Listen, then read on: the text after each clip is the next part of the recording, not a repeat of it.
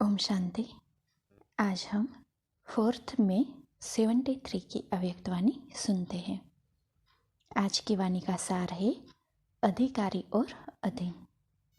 सर्वशक्तिवान number 1 artist बनाने वाले भाग्य विधाता सर्व आत्माओं की तकदीर जगाने वाले बाबा बोले, जितनी आवाज़ में आने की प्रैक्टिस निरंतर और नेचुरल रूप में है, ऐसे ही आवाज़ से परे अपनी आत्मा के स्वधर्म शांत स्वरूप की स्थिति का अनुभव भी नेचुरल रूप में और निरंतर करते हो। दोनों अभ्यास समान रूप में अनुभव करते हो या 84 जन्मों के शरीरधारी बनने के संस्कार बहुत कड़े हो गए हैं। 84 जन्म वाणी में आते रहते हो और 84 जन्मों के संस्कारों को 1 सेकंड में परिवर्तन कर सकते हो, अर्थात वाणी से परे स्थिति में स्थित हो सकते हो या वे संस्कार बार बार अपनी तरफ आकर्षित करते हैं।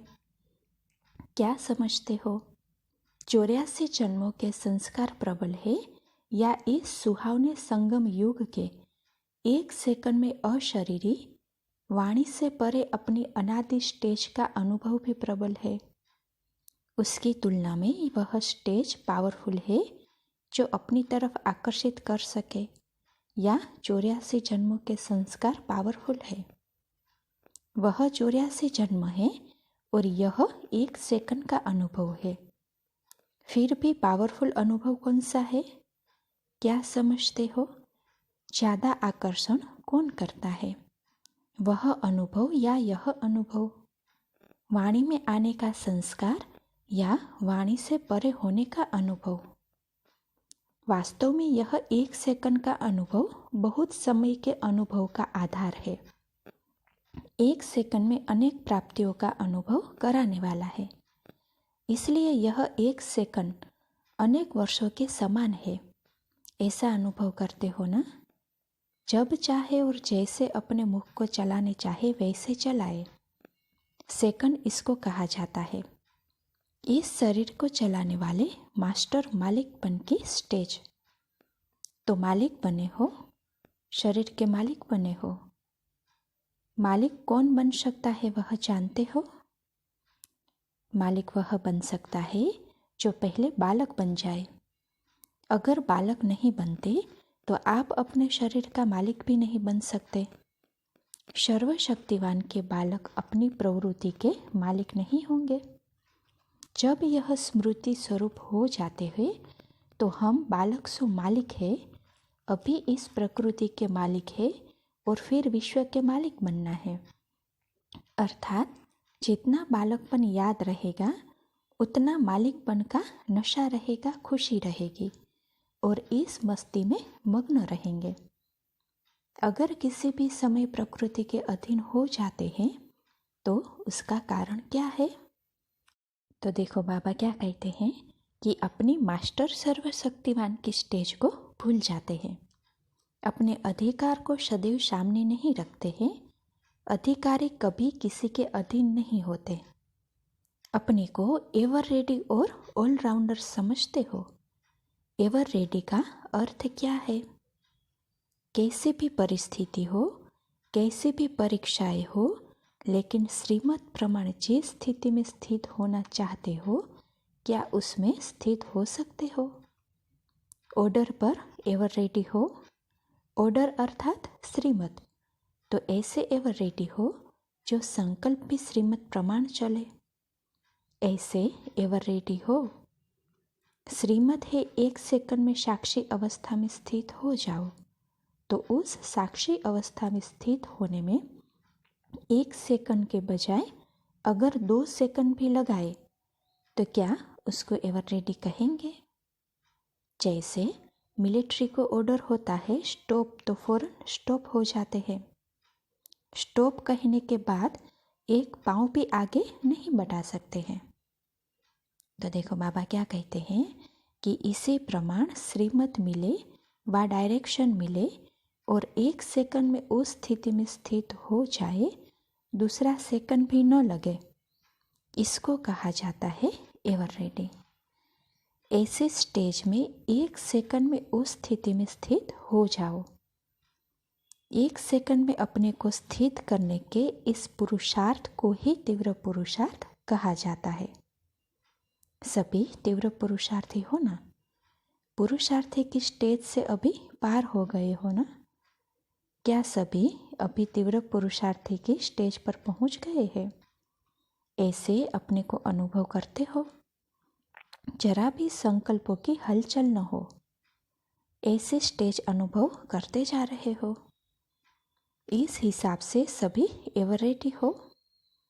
शक्ति सेना तो एवर रेडी बन गई ना।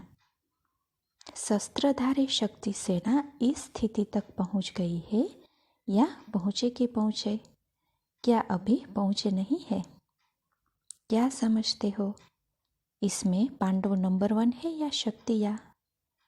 कमाल यह है कि पांडव वातावरण व वायुमंडल के संपर्क में आते हुए भी अपनी स्थिति को ऐसा बना ले जैसे अपनी कार हो या कोई भी सवारी हो, तो उसको जहाँ चाहो वहाँ रोक सकते हो कि नहीं? ऐसे अपनी हर कर्मेंद्रियों को जब चाहो जैसे चाहो वहाँ लगाओ और जब न लगाना हो तो कर्मेंद्रियों को कंट्रोल कर सको। अपनी बुद्धि को जहाँ चाहो जितना समय चाहो उतना समय उस स्थिति में स्थित कर सकते हो ना। क्या पांडव फर्स्ट नहीं है? या जिस बात में अपना बचाव हो उसमें शक्तियों को आगे करते हैं? और क्या शक्तियों को ढाल बनाते हो? शक्तियाँ भी कम नहीं। शक्तियाँ पांडवों को एक्स्ट्रा हेल्प दे देगी। शक्तियाँ महादानी है तो ऐसे एवर रेडी बनना है। अच्छा, ऑलराउंडर का अर्थ समझते हो? ऑलराउंडर का अर्थ क्या है? ऑलराउंडर तो हो ना। संपूर्ण स्टेज में ऑलराउंडर की स्टेज कौन सी है? इसमें 3 विशेष बातें ध्यान में रखने की है। तो देखो बाबा क्या कहते हैं कि जो ऑलराउंडर होगा वह एक तो सर्विस में रहेगा, दूसरा स्वभाव व संस्कार में भी सभी से मिक्स हो जाने का उसमें विशेष गुण होगा, तीसरा कोई भी स्थूल कार्य जिसको कर्मणा कहा जाता है उसी कर्मणा के सब्जेक्ट में भी जहाँ उसको जिस समय फिट करना चाहे वहाँ ऐसे फिट हो जाए जैसे कि बहुत समय से इसी कार्य में लगा हुआ है, कोई नया अनुभव न हो। हर कार्य में अति पुराना और जानने वाला दिखाई दे। जो तीनों ही बातों में जो हर समय फिट हो जाते हैं व लग जाते हैं उसको कहा जाता है ऑलराउंडर। क्योंकि इस एक एक बात के आधार पर कर्मों की रेखाएं बनती है व आत्मा में संस्कारों का रिकॉर्ड भरता है। इसलिए इन सभी बातों का प्रारब्ध से बहुत कनेक्शन है। तो देखो बाबा क्या कहते हैं कि अगर किसी भी बात में 90% है, 10% की कमी है, तो प्रारब्ध में भी इतनी थोड़ी सी कमी का भी प्रभाव पड़ता है। इस सूक्ष्म कमी के कारण ही नंबर घट जाते हैं।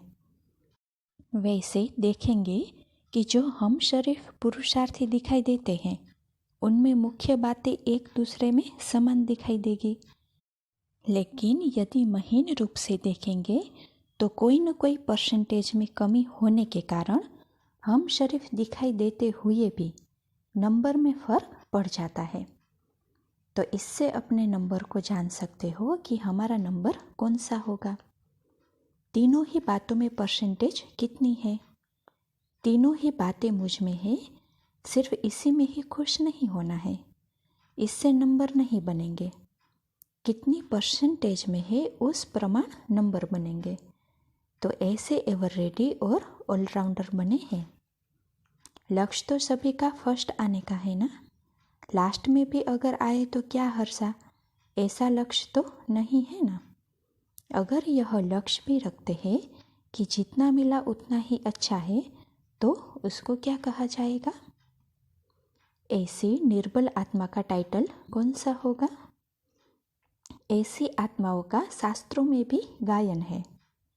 एक तो टाइटल बताओ कौन सा, दूसरा बताओ उसका गायन कौन सा है। तो देखो बाबा क्या कहते हैं कि ऐसी आत्माओं का गायन है कि जब भगवान ने भाग्य बांटा तो वे सोए हुए थे। अलबेलापन भी आधी नींद है। जो अलबेलेपन में रहते हैं वह भी नींद में सोने की स्टेज है। अगर अलबेले हो गए तो भी कहेंगे कि सोए हुए थे। ऐसे का टाइटल क्या होगा? ऐसे को कहा जाता है आए हुए भाग्य को ठोकर लगाने वाले। भाग्य विधाता के बच्चे भी बने अर्थात अधिकारी भी बने, भाग्य सामने आया अर्थात बाप भाग्य विधाता सामने आया। सामने आए हुए भाग्य को बनाने की बजाय ठोकर मार दी तो ऐसे को क्या कहेंगे? भाग्यहीन। वे कहीं भी सुख नहीं पा सकते। ऐसे तो कोई बनने वाले नहीं है ना। अपनी तकदीर बनाने वाले हो। जैसी तकदीर बनाएंगे वैसा भविष्य प्रारब्ध रूपी तस्वीर बनेगी। अपनी भविष्य तस्वीर को जानते हो? अपनी तस्वीर बनाने वाले आर्टिस्ट हो ना। तो कहाँ तक अपनी तस्वीर बना चुके हो स्वयं तो जानते हो ना। अभी तस्वीर बना रहे हो या सिर्फ फाइनल टचिंग की देरी है? तस्वीर बना चुके हो तो वह जरूर सामने आएगी। अगर सामने नहीं आती है तो बनाने में लगे हुए हो। बन गई तो वह फिर बार बार सामने आएगी। तो सभी नंबर 1 आर्टिस्ट हो, सेकंड या थर्ड तो नहीं हो। कोई कोई आर्टिस्ट अच्छे होते हैं लेकिन फराक दिल नहीं होते तो कुछ कमी कर देते हैं। तो जैसे आर्टिस्ट अच्छे हो, सामान भी बहुत अच्छा मिला हुआ हो, तो वैसे फराक दिल भी बनो। अर्थात अपने संकल्प, कर्म, वाणी, समय, श्वास सभी खजानों को फराक दिल से यूज़ करो तो तस्वीर अच्छी बन जाएगी। कईयों के पास होते हुए भी वे यूज़ नहीं करते हैं, इकोनॉमी करते हैं। इसमें जितना फराक दिल बनेंगे उतना फर्स्ट क्लास बनेंगे। समय की भी इकोनॉमी नहीं करनी है। इसी कार्य में लगाने में इकोनॉमी नहीं करनी है। व्यर्थ कार्य लगाने में इकोनॉमी करो, श्रेष्ठ कार्य में इकोनॉमी नहीं करनी है। सुनाया था ना, यथार्थ इकोनॉमी कौन सी है? तो देखो बाबा कहते हैं कि एक नामी बनना, एक का नाम सदा स्मृति में रहे, ऐसा एक नामी इकोनॉमी कर सकता है। जो एक नामी नहीं वह यथार्थ इकोनॉमी नहीं कर सकता, कितना भी भले प्रयत्न करे। तो ऐसे सदा स्वर धर्म में अर्थात वाणी से परे स्थिति में स्थित रहते हुए वाणी में आने वाले व सदैव सर्व शक्तियों को कार्य में लगाने वाले मास्टर सर्वशक्तिवान एवर रेडी ऑलराउंडर बच्चों को याद, प्यार और नमस्ते। अच्छा, अभी शिव बाबा के महावाक्यों का सार सुनते हैं। तो पहली पॉइंट है, संगम युग के 1 सेकंड का अनुभव बहुत समय के अनुभव का आधार है। यह 1 सेकंड अनेक प्राप्तियों का अनुभव कराने वाला है, इसलिए यह 1 सेकंड अनेक वर्षों के समान है। दूसरी पॉइंट, जैसे अपनी कार या कोई भी सवारी को जहाँ चाहे वहाँ रोक सकते हैं, ऐसे ही अपनी हर कर्मेंद्रियों को जहाँ और जैसे लगाना चाहे वहाँ लगा सके और अपनी स्थिति जैसी बनाना चाहे बना सके। इसी को ही कहा जाता है एवर रेडी या तीव्र पुरुषार्थी। अच्छा, ओम शांति।